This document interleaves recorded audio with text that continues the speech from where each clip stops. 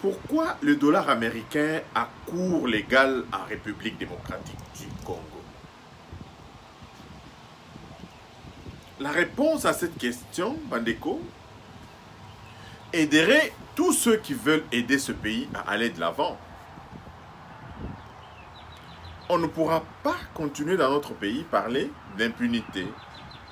On ne pourra pas indéfiniment parler du développement tant que ces questions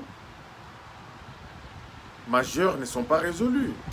Les questions majeures sont celles d'abord de l'identification et aussi celles de pouvoir autoriser au dollar américain un cours légal en République démocratique du Congo.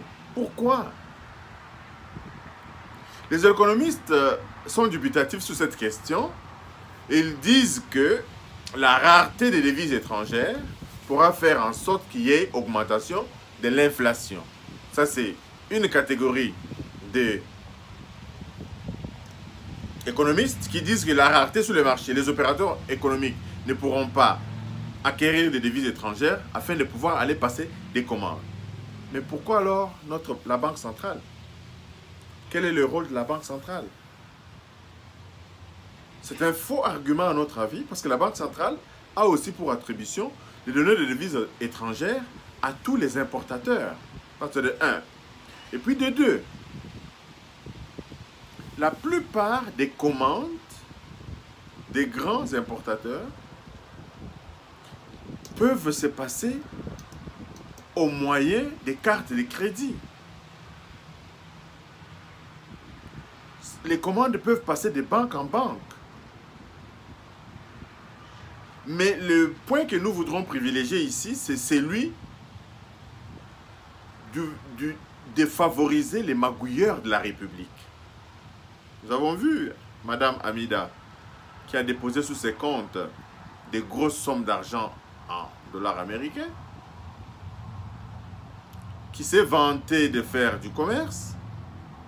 Mais est-ce que Madame Chature paye-t-elle des taxes? Durant toutes ces années où elle fait son commerce, est-ce qu'elle paye des taxes? Point d'interrogation. Mais en ce qui concerne le dollar américain, qui a cours légal en République démocratique du Congo, cela favorise plus tous les vautours qui tournent autour de ces pays, qui viennent chercher de l'argent et qui emportent dans leur mallette, dans leur valise, beaucoup de milliers de dollars sans passer par des circuits bancaires. Nous demandons au gouvernement de voter une loi. Évidemment, il semble qu'il y a déjà une loi qui existe, qui limite les transactions à 10 000 dollars américains. Mais même 10 000 dollars américains, ça reste extrêmement beaucoup pour un pays qui se veut indépendant, pour un pays qui se veut autonome.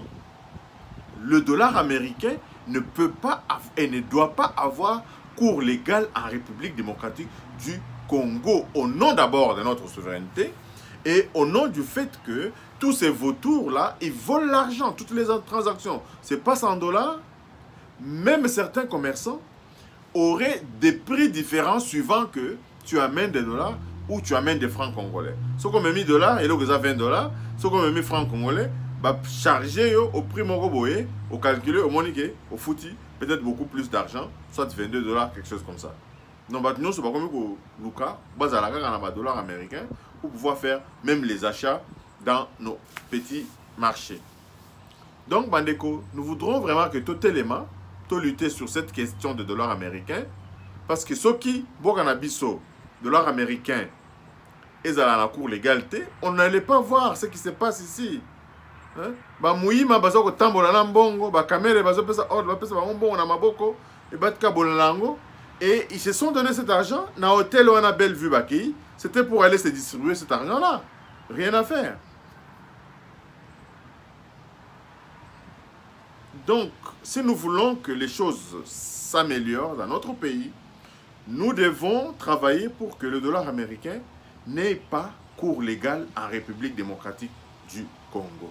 Encore une fois, Bandeko, merci de nous suivre, merci de vous abonner massivement à notre chaîne, vulgariser, communiquer cette information, demander au président de la République d'interdire, de traquer tous ces gens qui manipulent des grosses sommes d'argent main en main. Ça facilite la corruption, ça facilite beaucoup de choses. Ça rabino, naza na Canada awa.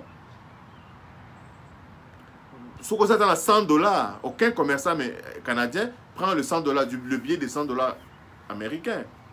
Ça n'a pas cours légal au Canada.